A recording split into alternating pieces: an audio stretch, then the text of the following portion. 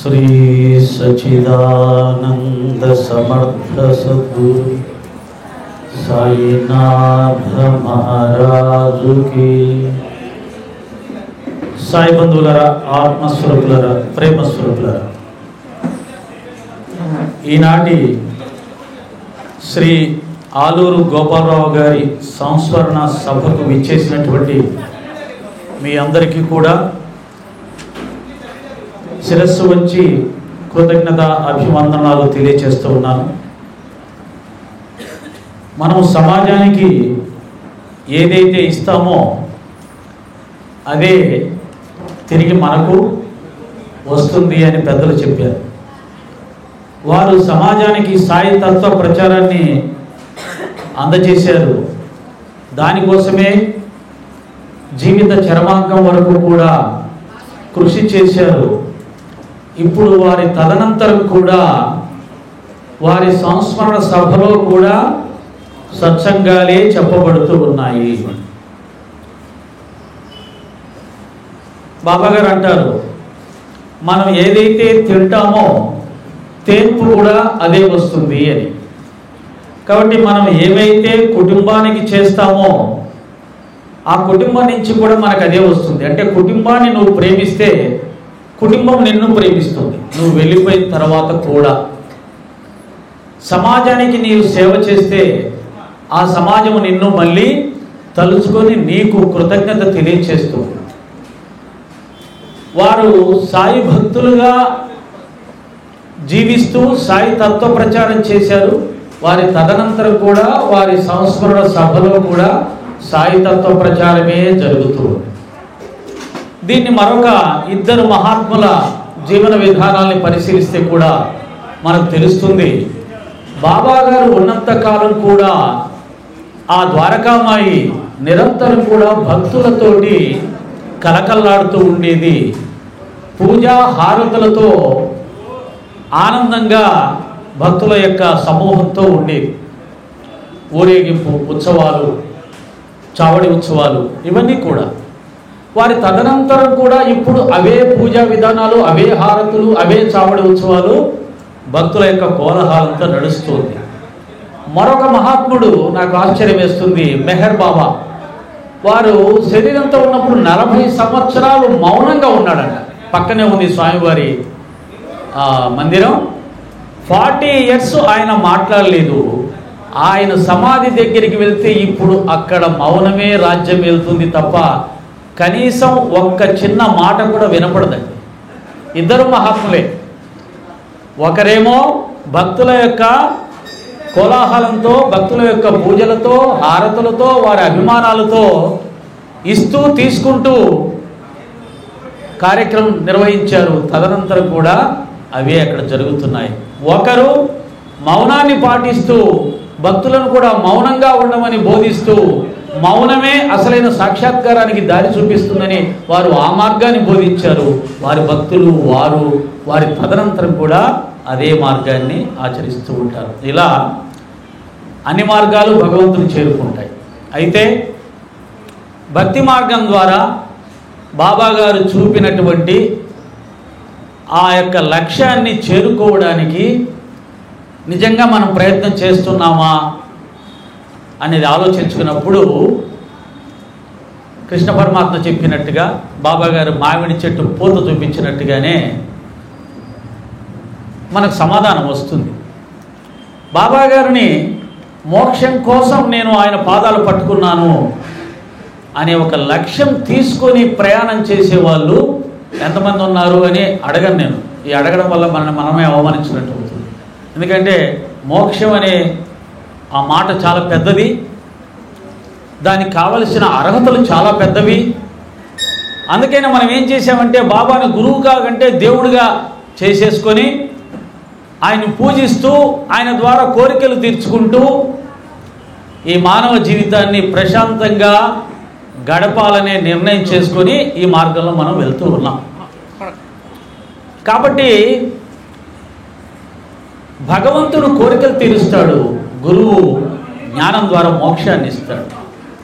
బాబాని భగవంతుడిగా భావించే వాళ్ళు కోరికలు తీర్చుకుంటూ ఈ మానవ జీవితాన్ని ఆనందంగా గడపాలని ప్రయత్నం చేస్తూ ఉంటారు. 99.9 వరకు అలాగే ఉంటారు. వీరికి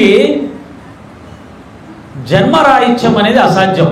అనేకమైన జన్మలు ఎత్తుతూనే ఉండవలసి వస్తుంది. బాబాగారి ద్వారా కోరికలు తీర్చుకుంటూ సంసారం సుఖంగా సంతోషంగా జీవించే వారికి సంసారం సుఖంగా ఉండవచ్చు, కానీ పునర్జన్మ అనేది అనేక జన్మలు ఉంటాయి.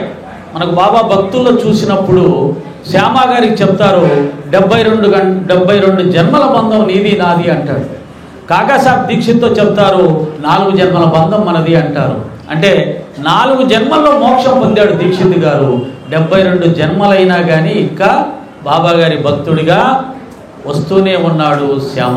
ఇంకా అనేకమైన జన్మలు వచ్చే అవకాశం ఉంది ఆయనకి. కారణం ఏంటంటే ఆయన మోక్ష మార్గాన్ని ఎంచుకోలేదు. బాబాగారితో సాన్నిధ్యాన్ని కోరుకున్నాడు, బాబాగారితో స్నేహం కోరుకున్నాడు, బాబా యొక్క గొప్పతనాన్ని తెలుసుకొని ఏం పొందాలో అది లక్ష్యంగా పెట్టుకోలేదు మనలాగే. ఇది మనకు బాబాగారి మార్గంలో మనం ఏం కోరుకోవాలి ఏంటి అనేది మన యొక్క సంకల్పాన్ని బట్టే ఫలితం ఉంటుంది తప్ప మన సంకల్పం వేరేగా ఉండి ఫలితం వేరేగా రమ్మంటే రాదు. ఎవరు ఏం చెప్పినా బాబాగారి మార్గంలో మోక్షం అనేది గురు మార్గంలో మోక్షాన్ని మాత్రమే కోరాలి, ఆత్మజ్ఞానాన్ని మాత్రమే కోరాలి. కానీ మన దురదృష్టం కొద్దీ అనేక మంది మహాత్ములు ఈ భూమి మీద అవతరించి మన మోక్ష మార్గంలో నడిపించడానికి ప్రయత్నం చేస్తే వారందరినీ దేవుళ్ళని చేసేసి పూజించుకుంటూ ఆ మార్గాన్ని మనం పక్కన పెట్టేసాం. అందుకే నేను మళ్ళీ అవతరించాల్సి వస్తుంది. ఈ కలికాలంలో మరీ ఎక్కువగా మనం ఆ విధమైనటువంటి కోరికల వ్యవస్థతో బ్రతకడానికి కారణం ఏంటంటే పాశ్చాత్య నాగరికత మన దేశంలో విచ్చలవిడిగా పెరిగిపోయింది. అక్కడ హరే కృష్ణ హరే రామ అని వాళ్ళు భజన చేస్తుంటే మనం ఇక్కడ వస్తు ప్రపంచం చుట్టూ, ఆస్తిపాస్తుల చుట్టూ, భోగభాగ్యాల చుట్టూ తిరుగుతూ ఉన్నాం. దురదృష్టం ఇది. మరి దీన్ని మళ్ళీ మార్చడానికి ఆయన మళ్ళీ అవతరించాలేమో తెలియదు. ఇక కాబట్టి ఈ యొక్క మార్గం అనేది అసామాన్యమైంది. బాబాగారు లాంటి సమర్థ సద్గురు పాదాలు పట్టుకున్న తర్వాత కూడా మనం ఇంకా లౌకిక వాంఛల చుట్టే మన మనసును తిప్పుతున్నామంటే, ధనం చుట్టే మన మనసు ఇంకా తిరుగుతుంది అంటే, కీర్తి ప్రతిష్టల చుట్టే మన మనసు తిరుగుతుంది అంటే, ఈర్ష్య ద్వేషాల చుట్టే మన మనసు ఇంకా ఉంది అంటే అంతకంటే దురదృష్టం మరొకటి ఉండదు. ఇది తెలియచేస్తూ శ్రీ ఆలూరు గోపాలరావు గారు, శ్రీ పద్మయ్య గారు, మా బావగారు సుబ్రహ్మణ్యరెడ్డి గారు, నేను, మా రమేష్, ఈ యొక్క సంస్మరణ సభలోనే మేము అందరం తలుచుకోవాల్సి వస్తుంది. మేము 5గురం కూడా పంచపాండవుల్లాగా సాయితత్వ ప్రచారానికి సాయిబాబా వారి చేత ఎన్నుకోబడ్డ బిడ్డలుగా రాష్ట్రంలో చాలా చోట్ల తిరిగాం, ఇతర రాష్ట్రాలకు కూడా వెళ్ళాం. చాలా అన్యోన్యంగా మా యొక్క ప్రయాణం సాగుతూ ఉండేది. తమాషాగా చెప్పాలంటే ఆయన ఒక ధర్మరాజే కదా, చాలా శాంత స్వభావుడు. ఆ తర్వాత మాకంటే పెద్దవాడు మా పద్మయ్య గారు కాబట్టి సరే ఆయనని అర్జునుడిగా మేము వేసుకుంటాం, ఎందుకంటే ఆకారంలో కూడా చూసుకోవాలి కదా. ఆకారంలో మా బావగారిని భీముడిగా చేసుకొని, పద్మయ్య గారిని అర్జునుడిగా చేసుకొని, మా రమేష్ నేను నకల సహదేవులుగా అని భావించుకొని ఈ యొక్క సాయితత్వ ప్రచారంలో బాబాగారి చేత ఎంచుకోబడి చాలా కాలం, దాదాపు 11 సంవత్సరాలు మా ప్రయాణం సాగింది. అదొక అదృష్టం, అదొక స్వర్ణయుగం. సరే, ఇప్పుడు తిరిగి బావగారు నేను ఇద్దరం మిగిలాం. మరొక ఇద్దరు వారు ఏకాంతంగా వారి సాధనలు కొనసాగిస్తూ, సత్సంగాల్ని కొనసాగిస్తూ వారు ఒంటరిగా ఏకాంతంగా ఉంటున్నారు. కొంతమంది సాయి భక్తులతోటి బయటికి పెద్దగా రాకుండా బాబాగారి ఆదేశానుసారంగా, మా యొక్క సంకల్పానుసారంగా లేదా మా యొక్క సంస్కారాలు అనుసరించి మేమిద్దరం ఈ ప్రయాణంలో ముందుకు వెళ్తున్నాం. ఈ ప్రయాణంలో మళ్ళీ బాబాగారు కొత్త సాయితత్వ ప్రచారకుల్ని హరిహరరావు గారు, ఇంకా మా కర్లపూడి కృష్ణ, ఇంకా ఇప్పుడు ఆదిపూడి గారు రాలేదు, వారు ఇంకా కొంతమంది సాయితత్వ ప్రచారకులుగా ఈ యొక్క ఆధ్యాత్మిక మార్గంలో బాబా సేవలో భాగంగా ముందుకు ప్రయాణం చేస్తూ ఉన్నాం. ఇది ఎంతవరకు సాగుతుంది, ఎక్కడ ఎవరు ఆగిపోతారు అనేది వారి సంకల్పాన్ని అనుసరించే ఉంటుంది, గురువుగారి సంకల్పాన్ని బట్టి. మా యొక్క సంకల్పాలు ఏమి నెరవేరవు, జరగవు. ఎందుకంటే ఏకాంతంగా ఉండాలి అని అందరికీ ఉంటుంది, కానీ ఏకాంతంగా ఉండడమా ఉండకపోవడం అనేది వారి యొక్క నిర్ణయం మీద ఆధారపడి ఉంటుంది తప్ప అది మా సంకల్పాలని అనుసరించి ఉండదు. కాబట్టి ఈ సందర్భంగా మరొకసారి అందరికీ గుర్తు చేసేది ఏమిటంటే, బాబాగారి పాదాలు పట్టుకొని నేను మోక్ష మార్గంలో ప్రయాణం చేయాలి, గురువు దగ్గర నుంచి నేను ఆత్మజ్ఞానాన్ని సంపాదించుకోవడానికి వారిని ఆశ్రయించాలి తప్ప లౌకిక వ్యవహారాలని ఆశించి కాదు అనేది ఒకటి. ఇంకా ఆ యొక్క సంకల్పం అనేది బలంగా మనం తీసుకోకపోతే, అప్పుడు కూడా కోరికలు లేకపోయినా సరే సంకల్ప బలం అనేది బలంగా లేకపోతే కూడా మనం లక్ష్యాన్ని సాధించే ప్రయత్నంలో ముందుకు వెళ్ళలేం. అప్పుడు కూడా మనం అనేక జన్మలు ఎత్తక తప్పదు అనే సత్యాన్ని కూడా గ్రహించి ఆ ఆత్మజ్ఞానం, మోక్షం దీన్ని పొందడానికి ఏ విధమైన నిర్ణయాలు చేసుకోవాలి, ఏ విధమైన సాధనలు చేయాలి, వేటిని వదిలిపెట్టాలి అనేదాన్ని కూడా ఒకసారి మనం గట్టిగా ఆలోచించి నిర్ణయం చేసుకుంటే ఈ జీవితంలోనే ఆధ్యాత్మికంగా కొంత ముందుకు వెళ్ళే అవకాశం ఉంటుంది. వెంటనే ఏదో వస్తుందని కాదు, కనీసం వచ్చే జన్మల్లో అయినా ఇంకా కొద్దిగా ఆధ్యాత్మికంగా ఇంకా కొద్దిగా శ్రద్ధాభక్తులతో ముందుకు వెళ్ళి 72 జన్మలు కాకపోయినా కనీసం 100 జన్మల కన్నా దాన్ని ఏమన్నా లక్ష్యం సాధిస్తామేమో అన్నట్టుగా ఉంటుంది. అసలు ఆ లక్ష్యమే పెట్టుకోకపోతే, ఆ దిశగా సాధనలు, ఆ దిశగా మానసిక పరివర్తన చేసుకోకపోతే ఎన్ని జన్మలు ఎత్తినా సరే ఒక భక్తుడిగా ఉండవచ్చేమో, కానీ మోక్షం పొందడం అసాధ్యం అసాధ్యం అసాధ్యం అనేది కూడా ఒకసారి తెలియజేస్తూ నేను అసలైన సత్సంగంలో ప్రవేశించే ప్రయత్నం చేస్తాను. వక్రతుండ మహాకాయ కోటి సూర్య సమప్రభా నిర్విఘ్నం కురు మే దేవా సర్వకార్యేషు సర్వదా. యా కుందేందు తుషారహార ధవళ యా శుభ్రవస్త్రావృత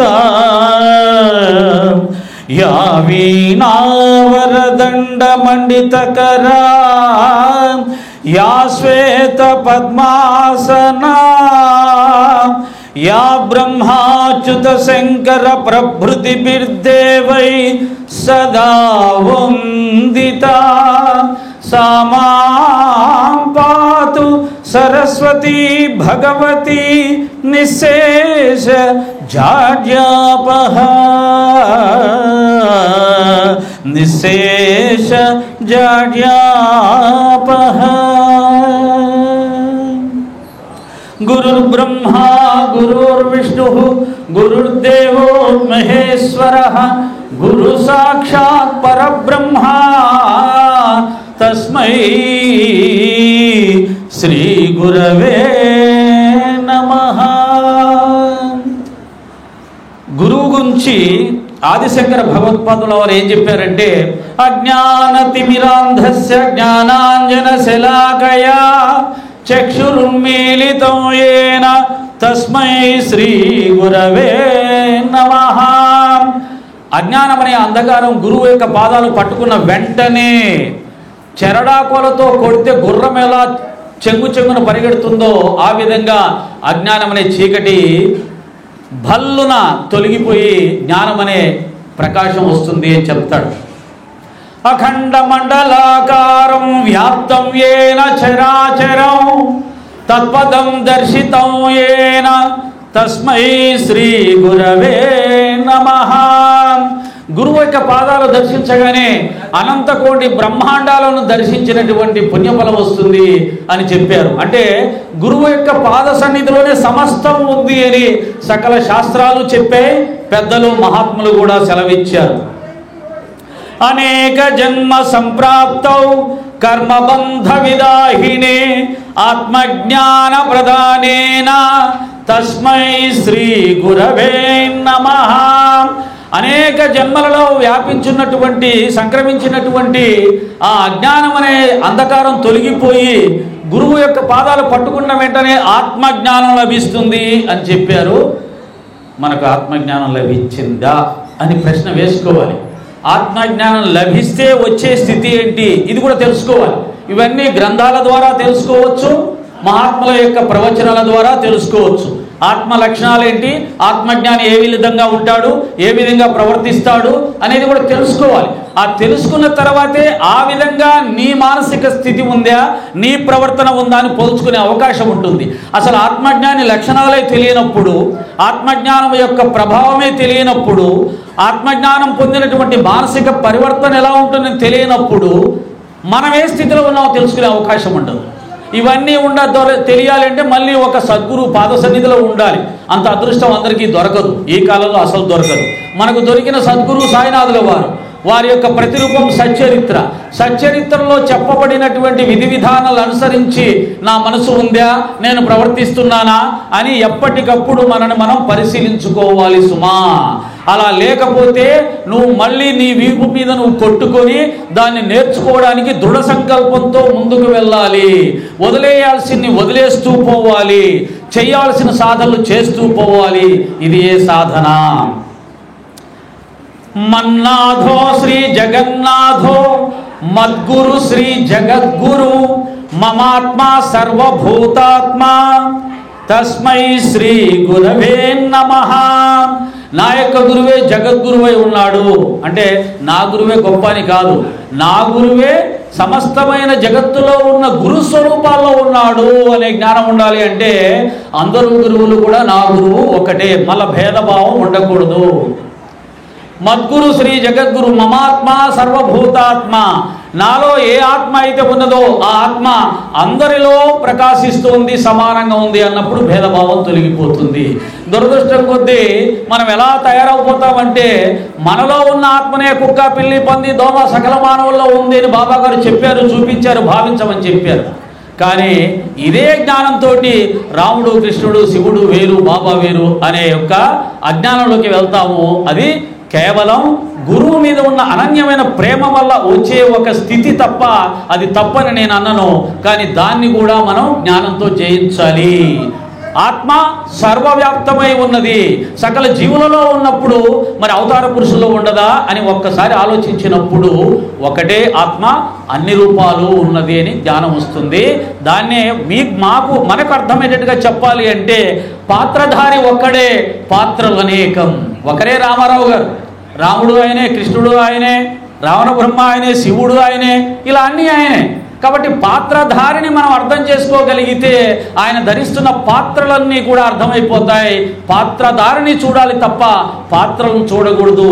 పరబ్రహ్మని చూడాలి తప్ప ఆ పరబ్రహ్మ ధరిస్తున్న అవతారాలని చూడకూడదు. చూస్తే సమాన దృష్టితో చూడు, భేదభావంతో చూడకూడదు.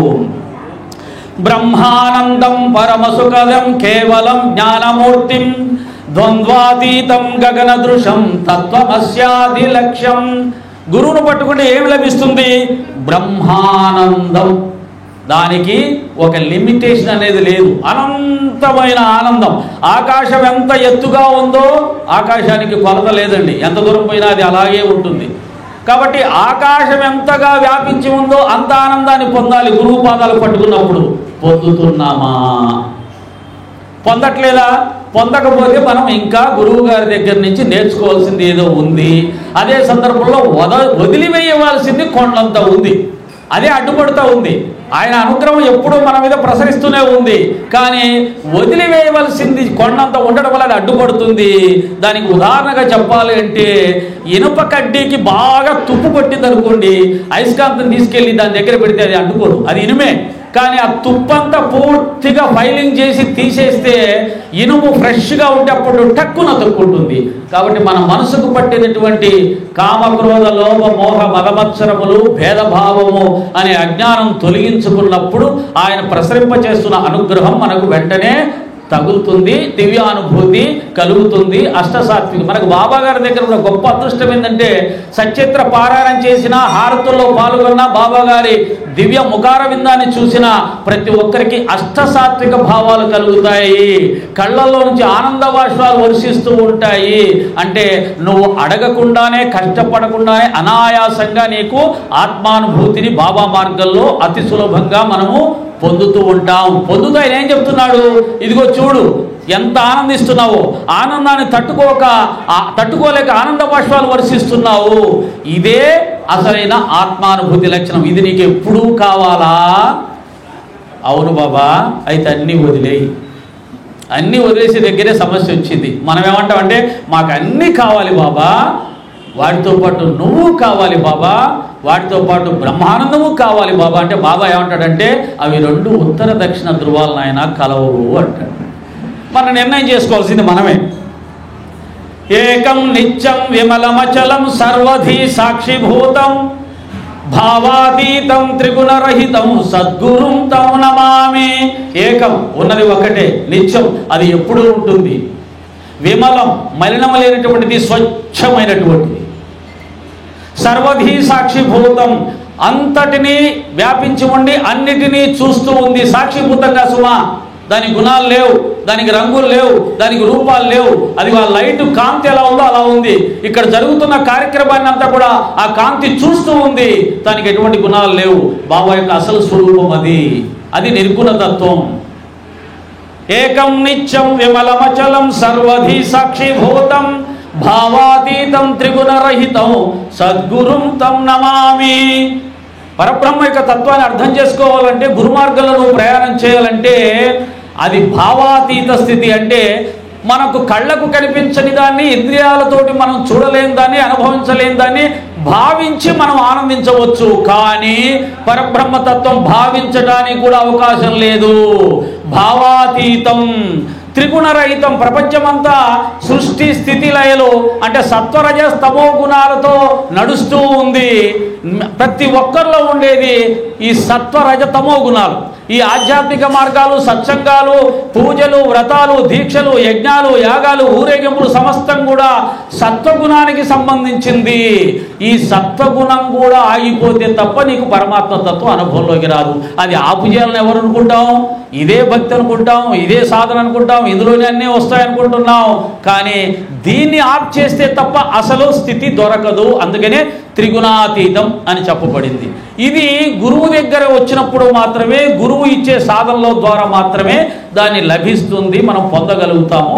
మరి ఇవన్నీ మనం చేయాలనుకుంటున్నామా, పొందాలనుకుంటున్నామా అనేది కూడా ఒకసారి మనం ఆలోచించుకోవాలి. ఎందుకంటే దొరక్క ఎన్నో జన్మల పుణ్యఫలం వల్ల సద్గురు సాయినాథుని దివ్య పద్మాలు మనకు దొరికితే ఆ స్థితిని మనం పొందకుండా ఒక వజ్రాల కొట్టుకు వెళ్ళి అయ్యా మాకు 4 ఇనప కడ్డీలు ఇమ్మని అడిగినట్టుగా మనం ఆయన యొక్క మార్గంలో ఉంటూ ఆ స్థితిని అసలు పొందాలనే సంకల్పం చేసుకోకపోతే ముందు చెప్పినట్టుగానే మనంత దురదృష్టవంతులు ఎవరు ఉండరు. మళ్ళీ వీలైతే మన జన్మలు వెనకకు కూడా వెళ్ళవచ్చు సుమా.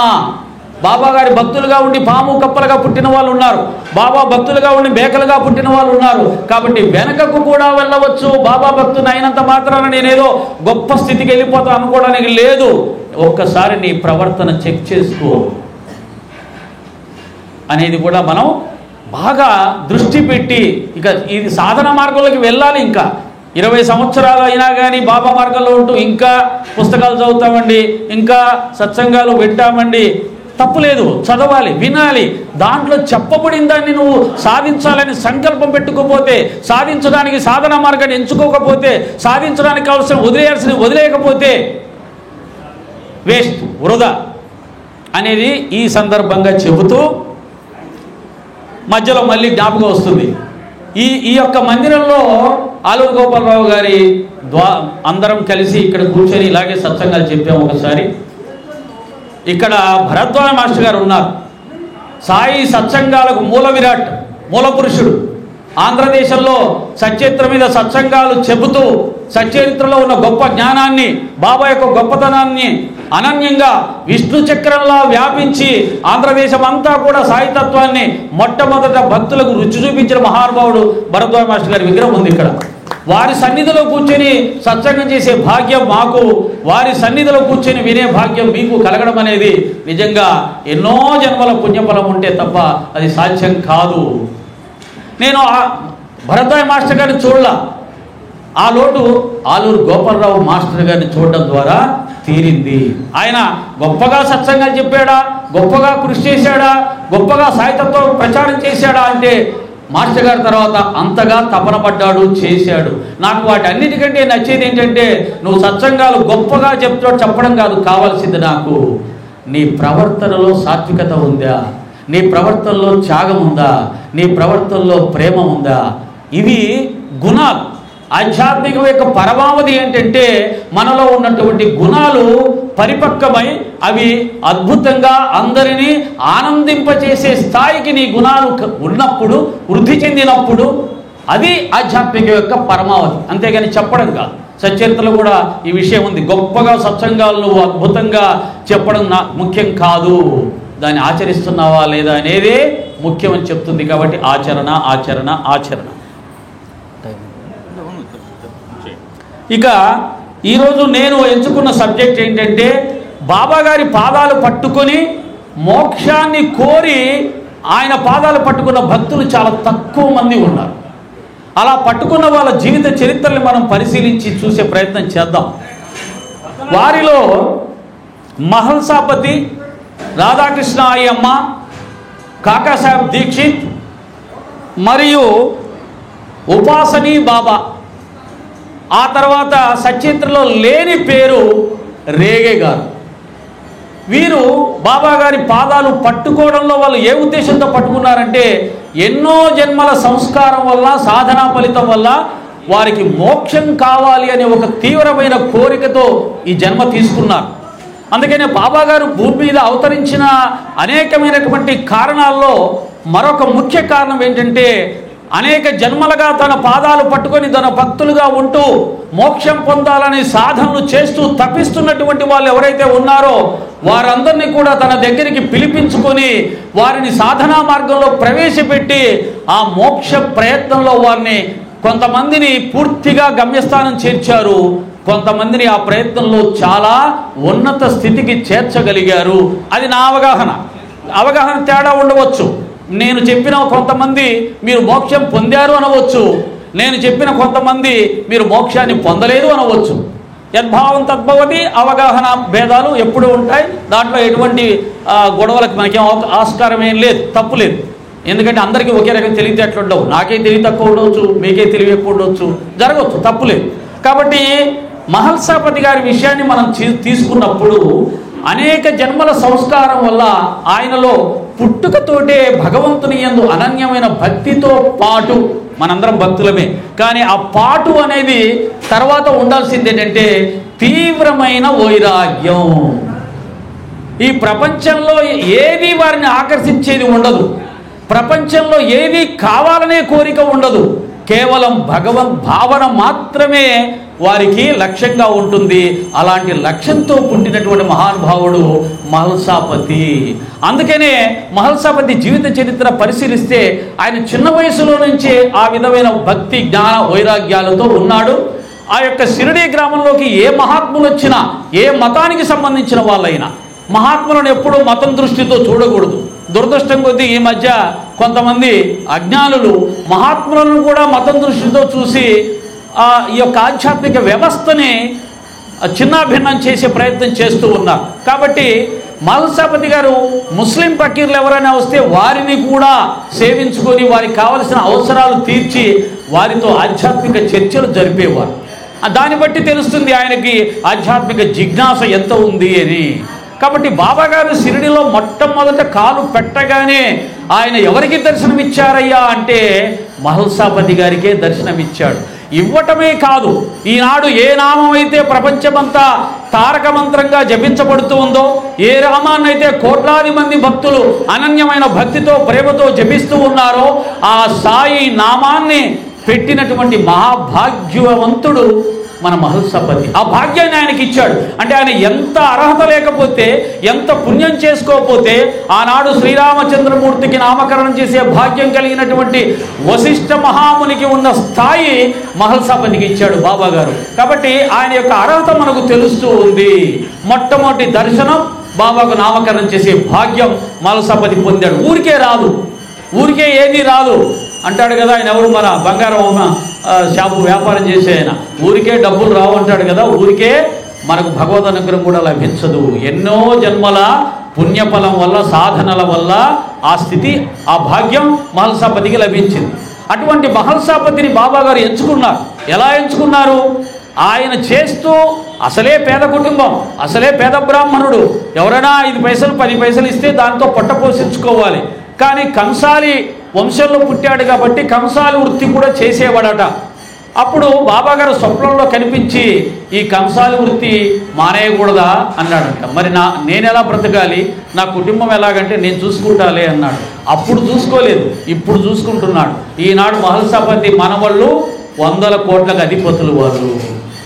అప్పుడు ఎందుకు చూసుకోలేదంటే అప్పుడు త్యాగం చేస్తేనే ఇప్పుడు అంత డబ్బు, అంత ఫలితం వస్తుంది. బ్యాంకులో డబ్బులు వేసి 10 సంవత్సరాలు డిపాజిట్ చేస్తే వడ్డీ ఎక్కువ వస్తుంది. 3 నెలలు 4 నెలలు డిపాజిట్ చేస్తే వడ్డీ చాలా తక్కువ వస్తుంది. బాబాగారు వడ్డీ ఎక్కువ దలుచుకున్నాడు. అందుకని అప్పుడు మహల్సాపతి గారు కష్టపడ్డాడు, త్యాగం చేశాడు, సర్వసమర్పణ చేశాడు. దాని ఫలితంగా ఈనాడు వారి మనవళ్ళు 100 కోట్లకు అధిపతి కాగలుగుతున్నారు.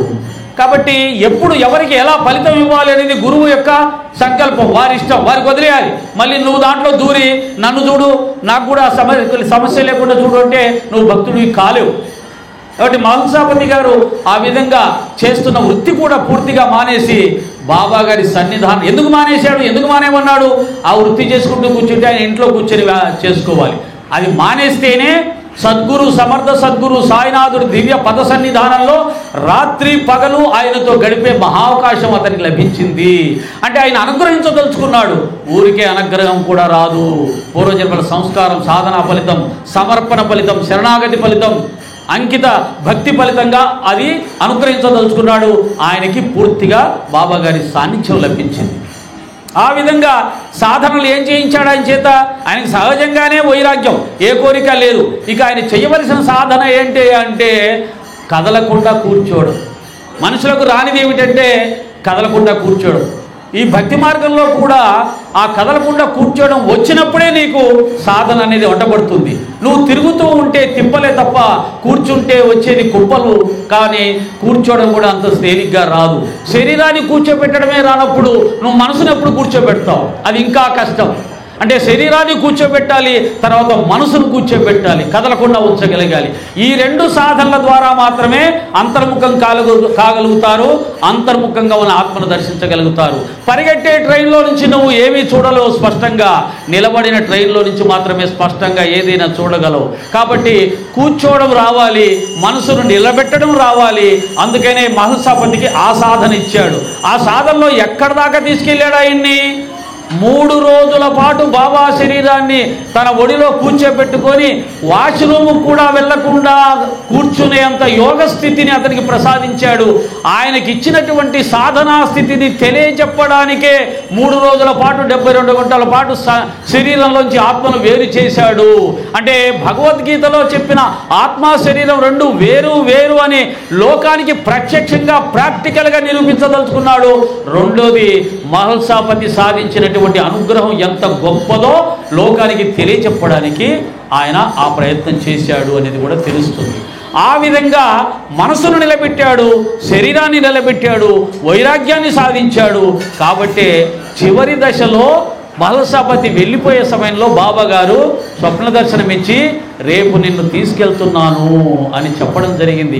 ఈ మాట ఈ భూమి మీద తన మరణాన్ని ముందే తెలుసు, మరణం అనకూడదు, తన శరీరం యొక్క దాన్ని వదిలేసేసి, అంటే ఎవరిని చెప్తున్నా నేను? తుకారాం గురించి చెప్తున్నాను. తుకారాం గారు కూడా పాండరీనాథుడు స్వప్నంలో దర్శనమిచ్చి, ఆ నాయన తుకారాం, నిన్ను నేను ప్రత్యేకమైనటువంటి పుష్పక విమానాన్ని పంపించి వైకుంఠంలో నుంచి రేపు నిన్ను వైకుంఠానికి తీసుకెళ్తున్నాను, కాబట్టి వెంటనే వచ్చేయి అన్నాడు. అంటే ఆనాడు తుకారాం పాండురంగడి యొక్క అనుగ్రహాన్ని ఎంత సంపూర్ణంగా పొంది తన యొక్క నిర్వాణాన్ని ముందే ఎలా తెలుసుకున్నాడో మహల్సాపతి కూడా తన నిర్వాణం అంటే శరీరాన్ని వదిలిపెట్టడం తెలుసుకొని శరీరం నేను వేరు అని గ్రహించి ఎవరైతే శరీరాన్ని వదులుతారో దాన్ని నిర్వాణం అంటారు. నిర్యాణం అని అంటే తన శరీరాన్ని వదిలిపెట్టేది ఎవరికైతే తెలియకుండా సాధారణమైన మరణం పొందుతారో వారిని నిర్యాణం అంటారు. కాబట్టి ఆ విధంగా మహల్సాపతి శరీరాన్ని ఎప్పుడు వదిలిపెడతాడో, ఎప్పుడు తాను తీసుకెళ్తానో ముందే గ్రహించినటువంటి మహానుభావుడు.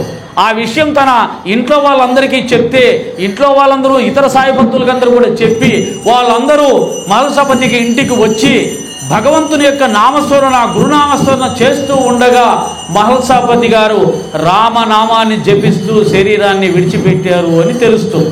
దీంట్లో ఏదన్నా సబ్జెక్ట్ కరెక్షన్ ఏదైనా ఉంటే చూసుకోండి. ఆయన రామనామం కాదు లేదు ఇంకో నామం అంటే ఓకే. నేను చదివిన దాని ప్రకారంగా ఆయన రామనామాన్ని, అంటే సాయిబాబా గారి భక్తుల్లో అనేక మంది విఠల భక్తులు ఉన్నారు, రామ భక్తులు ఉన్నారు, ఆంజనేయ స్వామి భక్తులు ఉన్నారు, ఇతర దేవీ దేవతల భక్తులు ఉన్నారు. అంత మాత్రం చేత బాబా గారు వారిని ఏమి తక్కువగా అనుగ్రహించరా. ఎందుకంటే బాబాకు తెలుసు కదా, మనకు తెలియకపోయినా నువ్వు ఎవరినైతే పూజిస్తున్నావో ఆయన నేను ఒకటే.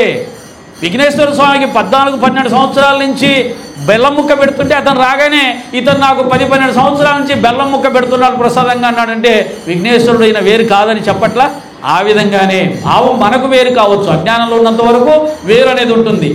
పరిపూర్ణ జ్ఞానస్వరూపుడు ఆయనకి ఎందుకు ఉంటుంది. కాబట్టి ఆ విధంగా మహల్సాపతికి మోక్షం ప్రసాదించారు అని చెప్పి నేను భావిస్తూ ఉన్నాను. ఎందుకంటే తన యొక్క శరీర నిర్వాణాన్ని గ్రహించి వదిలేశాడు, భగవంతు నామస్మరణతోటి శరీరాన్ని విడిచిపెట్టాడు. కాబట్టి ఆయన మోక్షాన్ని పొందాడు అని నేను భావిస్తూ ఉన్నాను. మరొక ముఖ్య భక్తుడు కాకాసాబ్ దీక్షిత్ సర్టిఫికెట్ ఇచ్చి మరి ఎలా అయితే శ్రీరామచంద్రమూర్తి విభీషణుడు రాముని యొక్క స్నేహాన్ని కాంక్షించి రాముడి దగ్గరికి రాగానే ఆయన ఏం చేశాడో తెలుసా, సముద్ర జలాలు తీసుకొని వచ్చి విభీషణుడికి అభిషేకం చేసి లంకా రాజుగా పట్టాభిషేకం చేసేసాడు. అంటే ఇంకా రావణ బ్రహ్మ చనిపోలేదు, యుద్ధం జరగలేదు, రావణ బ్రహ్మ చనిపోలేదు, రాముడు విజయం సాధించలేదు.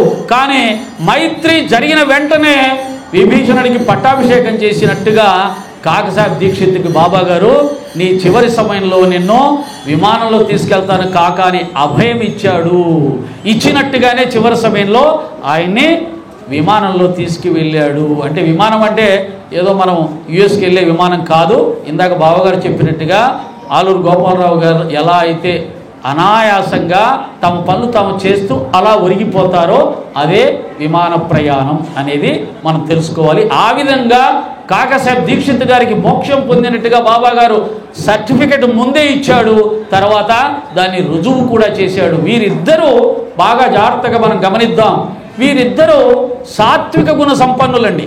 భక్తి మార్గంలో నువ్వు సాత్వికుడివైతే సాత్విక భక్తిని ఆశ్రయిస్తావు. ఒక్క సాత్విక భక్తి మాత్రమే మోక్షాన్ని ప్రసాదిస్తుంది. రజోగుణ భక్తి నీకు మోక్షాన్ని ఇవ్వలేదు, తమోగుణ భక్తి నీకు మోక్షాన్ని ఇవ్వలేదు. నీలో రజోగుణం ఉంటే దాన్ని పూర్తిగా సాత్వికంగా మార్చుకోవాల్సిన సాధన నువ్వే చెయ్యాలి. నీలో తమోగుణం ఉంటే దాన్ని రజోగుణాన్ని సత్వగుణంగా తీసుకెళ్లవలసిన కృషి నువ్వే చెయ్యాలి. ఆ విధంగా సాత్విక భక్తి ఒక్కటే మోక్షాన్ని ఇస్తుంది. రజోగుణ భక్తి తమోగుణ భక్తి మోక్షాన్ని ఇవ్వలేదు. కానీ భగవద్ అనుగ్రహాన్ని నీకు లభింపేలా చేయవచ్చు. భగవద్ అనుగ్రహం ఏ రూపంలో ఉండవచ్చు, కానీ మోక్ష స్థితి మాత్రం రాదు. ఎందుకని అంటే చూడండి, రావణ బ్రహ్మ తమోగుణ సంపన్నుడు, కానీ అకుంఠితమైనటువంటి భక్తి శ్రద్ధలు ఉండడం వల్ల శివానుగ్రహం, శివ సాక్షాత్కారం, అనేకమైనటువంటి దివ్యశక్తులు లభించాయి. అలాగే రజోగుణ భక్తులు ఎంతోమంది కోరికలతో భగవంతుణ్ణి అఖండమైనటువంటి భక్తితోటి శ్రద్ధతోటి నియమనిష్టలతోటి ఆయన్ని పూజ చేస్తారు, ఆరాధిస్తారు. అప్పుడు కూడా వారి కోరికలు తీరుతాయి. రజోగుణం తమోగుణం, రజోగుణం కోరికలు తీర్చే భక్తి, తమోగుణం కోరికలు తీర్చుకొని అవతల వాళ్ళని హింసించే అధికారాలని పొందే భక్తి. కాబట్టి సత్వగుణ భక్తి ఒక్కటే మోక్షాన్ని పొందుతుంది. నీలో ఆ సాత్వికత వచ్చిందా లేదా అనేది చూడాలి. కాబట్టి కాకాసాబ్ దీక్షిత్ మహల్సాపతి వీరిద్దరూ సాత్వికత ద్వారా సాధించారు మోక్షాన్ని.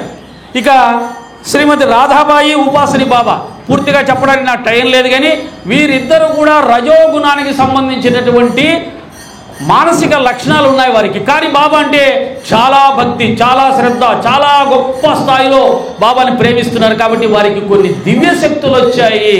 కానీ మోక్షం పొందే అర్హత రావడానికి కావలసిన సాత్విక లక్షణాలు సాధించమని బాబా గారు వారిద్దరికి సాధన, కఠినమైన సాధనలు.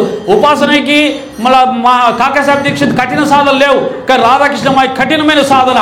నువ్వు నా కంట పడకూడదు, నువ్వు మసీదు వైపు రాకూడదు, వెళ్ళిపోని శాసించాడు. దాని ద్వారా ఆమె బయటికి రాలేదు. ఆమె అనేకమైన ఇబ్బందులు, అనేకమైన కష్టాలు, అనేకమైన అవమానాలు ఎదుర్కొంది షిరిడి ప్రజల ద్వారా. ఉపాసని బాబా కూడా అనేకమైనటువంటి కష్టాలు పడ్డాడు. ఎవరైనా నానావళి వెంటబడి కొట్టేవాడు, చాలామంది అవమానించే వాళ్ళు మాటల ద్వారా, వాటికి అన్నిటికీ ఉడుక్కునేవాడు, తనను తానే శిక్షించుకునేవాడు. కానీ ఈ ఉడుక్కోవడం, శిక్షించుకోవడం, కసురుకోవడం ఇవన్నీ రజోగుణానికి సంబంధించిన లక్షణాలు. వాటిని తగ్గించుకోవడానికే బాబాగారు 4 సంవత్సరాలు ఖండోబా దేవాలయంలో ఉండమన్నాడు. అంటే శరీరాన్ని శిక్షించుకోవాలి, మనసును ఊరి ప్రజల చేత అవమానాలు పొందుతూ ఉంటే దానికి తట్టుకొని ఎటువంటి ఫీలింగ్ లేకుండా సాత్విక గుణాన్ని సంపాదించుకొని వారిని ప్రేమించే స్థాయికి నీ మనసును నువ్వు తీసుకొచ్చినప్పుడే సాత్విక వృద్ధి జరుగుతుంది, సాత్విక గుణాలు లభిస్తాయి. దాని ద్వారా మాత్రమే శుద్ధ సాత్విక స్వరూపమైన ఆత్మను పొందే అవకాశం ఉంటుంది. కాబట్టి వీరిద్దరూ కూడా రజోగుణ ప్రధానంగా ఉన్నారు కాబట్టి కఠిన సాధనలు ఎదుర్కోవాల్సి వచ్చింది. మల్సపతి, కాకసాబ్ దీక్షిత్ ఇరువురు కూడా సాత్విక గుణాన్ని జన్మతహానే పొందారు కాబట్టి వారు సులభంగా బాబాగారి అనుగ్రహానికి పాత్రులై మోక్షాన్ని పొందారు. కాబట్టి సాధనంతా కూడా గుణాలను సరిచేసుకోవడంలోనే ఉంది, ఇంద్రియాలను జయించడంలోనే ఉంది అని తెలియజేస్తూ ఈ మహా అవకాశాన్ని ఇచ్చిన నా గురువు సద్గురు సాయినాథ వారికి, మా యొక్క పెద్దలు శ్రీ ఆలూరు గోపాలరావు గారికి, బావగారు సుబ్రహ్మణ్యరెడ్డి గారికి, శ్రీ హరిహరరావు గారికి, ఇప్పటి వరకు ఈ సత్సంగాన్ని శ్రద్ధాభక్తులతో విన్న మీ అందరికీ శిరస్సు వచ్చి నమస్కరిస్తూ, తెలిసి తెలియక ఏవైనా చిన్నపిల్లల తప్పులు మాట్లాడితే క్షమించమని ప్రార్థిస్తూ ముగిస్తున్నాను. జై సాయిరామ్. ఓం సాయిరామ్.